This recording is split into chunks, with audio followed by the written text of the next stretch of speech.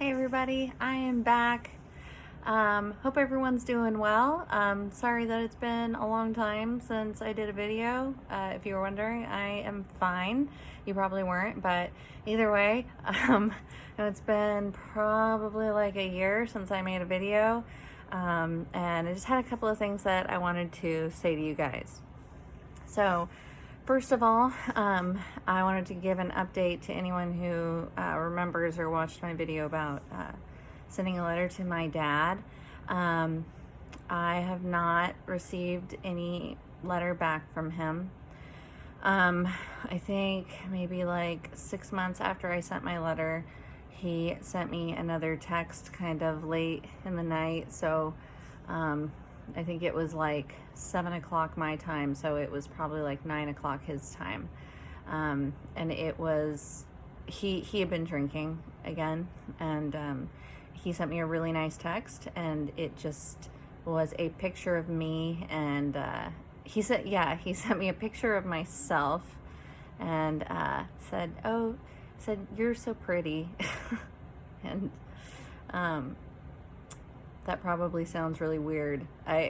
But these are the kinds of texts that I get from him, and it's only at night, and it's only after he's been drinking, and I was just incensed by it, because if you guys remember, I had sent him a 33-page letter just 6 months before with all my reasons for leaving the witnesses, and kind of demanding an explanation for a lot of the things that he had done to me in my life, or allowed to happen to me, and things that I deserve answers to. I deserve answers to, and he didn't ever respond to that. He just waited a little while until he thought that I was not mad anymore, and then continued status quo. And this time I wasn't going to let him do that, because I laid, my heart bare, and I was really, really honest with him for the first time in my whole life. Painfully honest. And no, it wasn't all witness stuff that I wanted answers to. It was just a lot of the stuff that he has put me through in my life, and I just need answers. I need answers, or I need a reason. Any reason at all would be acceptable. Just I deserve it. I'm 34 years old, so it's time. So, but I didn't get that, so I texted him back. I waited a little bit because I was pretty mad when I got it, and but I didn't want to, fly off the handle or anything. That's what's so great about text messages. Sometimes, like, you can kind of think about it for a minute. You don't have to just go with your gut, or with like your first, feeling, and kind of let the feelings die down a little bit. So I texted him back that I had told him in my letter that I specifically did not want these kinds of text messages anymore. The kind where he's been drinking, and that I had sent him a letter, and in that letter I had told him that I wanted answers to these questions, and I deserved it. And I said, if you want to have a conversation, an actual conversation with your daughter who is grown, then you will honor my request. And then I wrote that he is not making the rules for our relationship anymore. I am making the rules now. And God, it was so empowering. I hope that doesn't sound like I was being horrible to him. There's a history here, and if you didn't watch the last video, it was I laid out all my reasons for leaving the Watchtower to him, and I had never gotten so in touch with those feelings, or the memories from my childhood and my adolescence as I did writing that letter. I did it with the help of a therapist, and it was incredibly cathartic. And my dad has a tendency to drink a lot at night. Elders drinking a lot at night, and then he will send me drunk text messages, And that's been most of our relationship. God, probably for the past 10 years or so. It's been mostly him drunk texting me in the middle of the night. Actually, one time, and I don't want to go too far off course on this, but just as a little anecdote, one time, probably in like 2013, 12 or 13, I got a phone call from him very late. So it must have been probably 10 or 11 o'clock his time. And I answered the phone, and he is sobbing. He was sobbing hysterically. I do believe that he had been drinking. And I couldn't understand him, and I was scared. You know, I'm very scared. What's wrong? What's wrong? And he finally said, you need to come back. You need to come back to the, you need to come back to the truth. And I took a deep breath and just said, okay, do you want to have this conversation right now?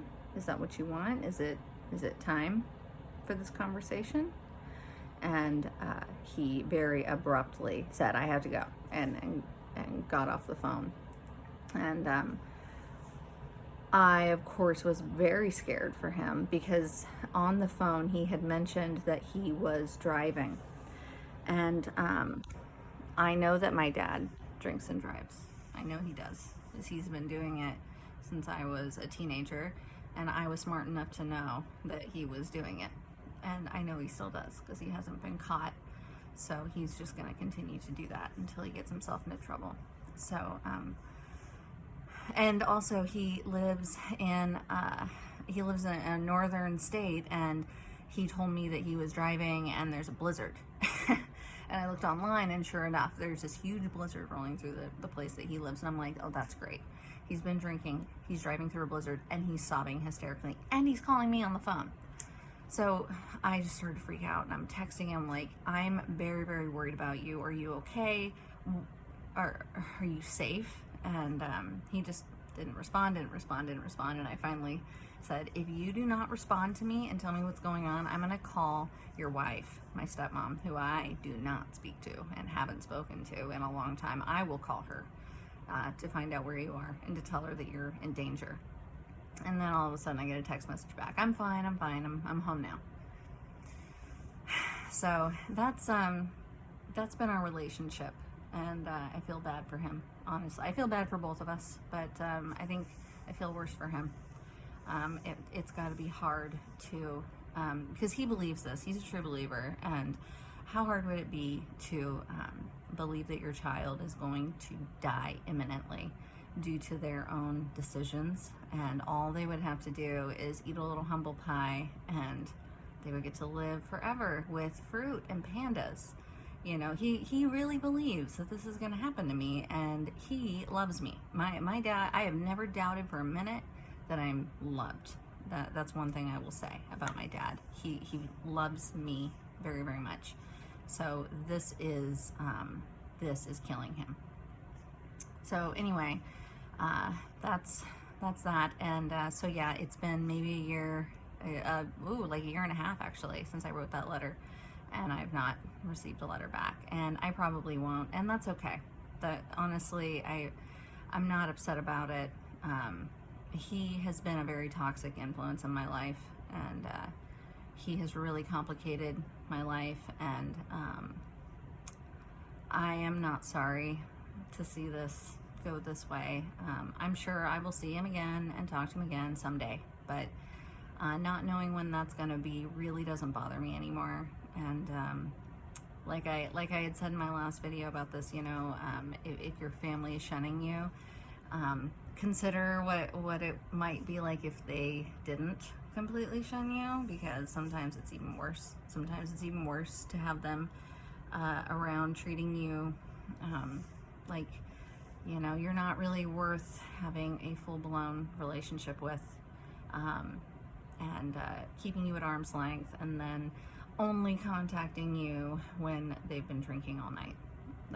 That's painful, and I would rather have it where we just don't talk at all. Anyway, I did not make this video to get off on that tangent. But the main reason I want to make a video is because I have had the most amazing experience recently. So I right now live in Austin, Texas, and Lloyd Evans was in Austin at the ACA, and so I got to do a meetup with the ex-Jehovah's Witnesses in the area, and even some that had flown in from around the country to come out and meet Lloyd. It was an amazing experience. I went to a meetup in Los Angeles a couple of years ago when Lloyd was in the United States, and I went to his book signing. It's really hard to explain, but at that meetup I felt very, very uncomfortable. Maybe some of you guys can relate to this. I felt kind of like, even though I've been out a long time, so I've been out for about 12 years, mentally out for about 12 years. And that was the first time I'd ever been in a room full of ex-Jehovah's Witnesses. I've never been in a room with that many ex-witnesses. I know, like, my mom is an ex-witness, and I have like a cousin, that's an ex-witness. And I have a friend, a childhood friend who's an ex-witness. But these were strangers, and I kind of felt really uncomfortable, which is strange. You would think that I would feel more comfortable with these people than anyone else in the world. Since I feel uncomfortable with everyone else, you would think these are the people I would feel comfortable with. I kind of felt like there was this old witness feeling inside of me that was like, these are worldly people, these are apostates, these people could be bad. Does that sound crazy? It sounds crazy when I say it. It sounds crazy to me. Like, these people, they probably, have tattoos. I have tattoos. I don't know why these things like came into my head, but I felt kind of afraid, like I was going to be corrupted. And I didn't think that they were going to corrupt me, but I had this weird, emotionally distressing feeling, like I'm in danger, which is crazy. And because of that, I did not take advantage of that opportunity to talk to people. I really kind of sat by myself. I was really nervous and scared and uncomfortable, and it was so strange, and I had a really hard time pinpointing exactly why I was so scared, and that was all I could come up with. I hope that maybe someone out there can identify with that, because it made me feel really bad. So this time, so that was 2017. So this time I went to the ACA first and watched Lloyd did a talk there, which was really, really just a treat to watch. It was a treat to meet him again. He's just a lovely guy. And I felt that way again at the ACA. I felt really, really awkward and uncomfortable, and like, I don't know. I guess it wasn't like I wasn't thinking things about ex-witnesses or about these people in particular. It was just a feeling of like a fight or flight kind of a feeling. Like I got to get out of here. I don't know who these people are. It's so stupid, right? I feel really stupid. But so I took off out of there pretty quickly. And then the next day we did like an actual meetup, and this was for everybody who's an ex-witness, and we all met at a coffee place, a coffee and beer place, and live music, because it's Austin. And it was freezing cold, and it was raining, and like sideways rain, and it was just miserable outside, and we were in this big tent, and I had probably one of the best times of my entire life. And I don't know why it was different this time, but it just felt different this time, and I want to cry a little bit. It was so incredible, and it was packed. I mean, there were probably like 50 people in this little tiny tent outside, but it was an amazing experience, because like, I've never met any of these people, but like, you're standing there and you turn around and you see a face, someone that you've never met, and you just, hi, I'm so-and-so, how long have you been out? And then it doesn't matter. Like nothing else, you all share this very common thing. And I learned so much. I heard so many stories. I talked to every person that I could, and they were talking to me, and I didn't feel weird this time. I don't know why. So anyway, and something else that was really cool is my boyfriend came with me, and he's never been a Jehovah's Witness. And so he came, and a lot of people just wanted to talk to him too, because, he's like this observer, and so they're very curious about what he sees and how he feels about it and what it looks like to someone, who's normal. And he had a great time too. I mean, he had a great time, and he's kind of an introverted guy, and I was worried that like this big packed group full of, tent full of people would be like, and being so miserable outside, like I thought that he would just have a terrible time, and he had a great time. They were super welcoming to him. I felt very welcomed, and he learned a lot. He learned a lot about my life as a witness, just from listening to other people's stories. And he had a lot of questions for me when we got home, and I want to cry again. He understands now on a level that no one I have ever been with understands. It is, the feeling is overwhelming. It's an overwhelming feeling to know that I'm with somebody who hasn't been through this, but gets it. He really, really gets it now, because he was listening to these people, and they were very, very open and honest about very painful stuff. So I really appreciated that everybody was so ready to talk to him, welcome him, and tell them their story. But anyway, so yeah, that was freaking fantastic. I got a ton of phone numbers. I gave my phone number out to a lot of people, and I've already gotten text messages and emails, and one person in particular that I've been talking to quite a bit. I'm just thrilled.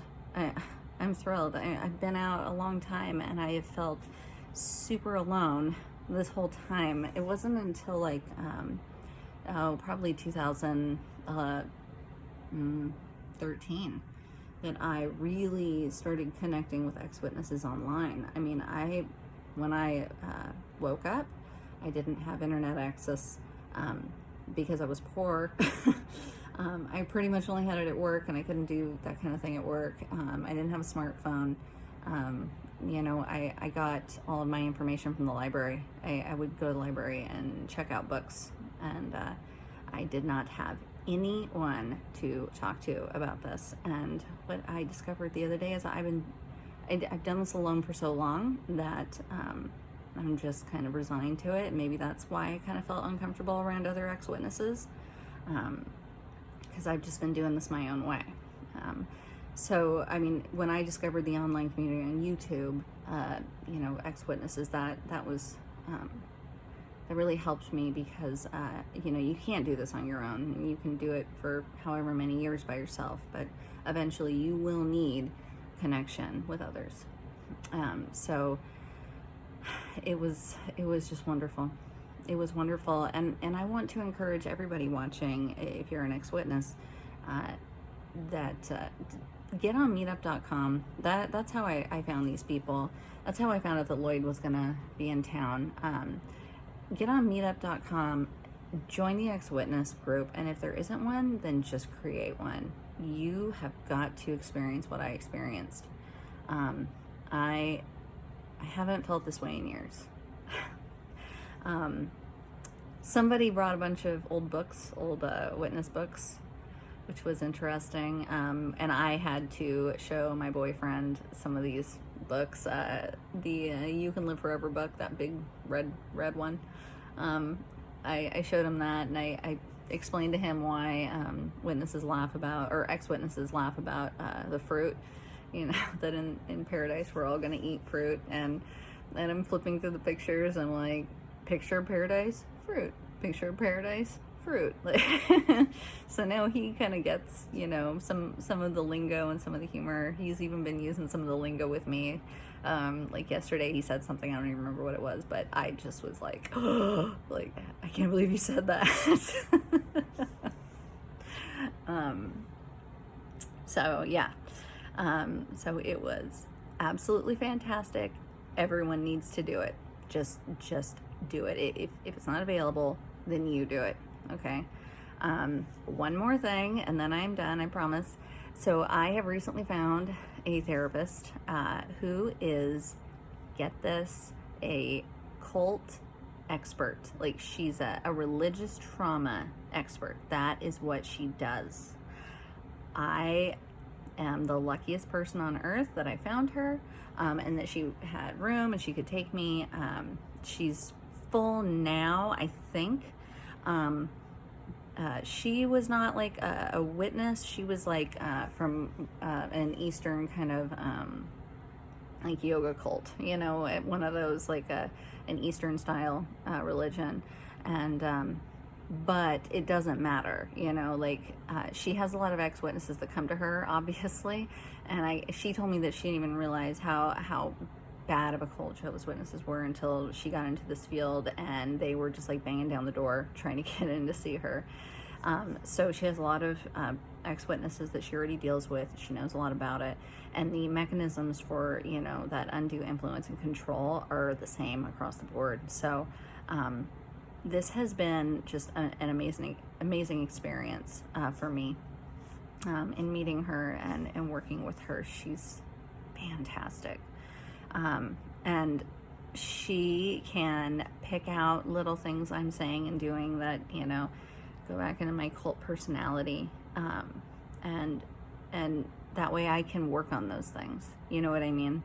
So look into that also too. If you're in an area, you know, where there's a lot of variety in like mental health care and stuff, I would recommend that to anyone. And it's becoming more of an accepted field, you know, in therapy. Like, this is kind of, people are starting to understand that this is an actual problem. So they are, you know, people are specializing in this now. I have checked throughout the years every once in a while for something like this, and I've never been able to find one. And now here is someone.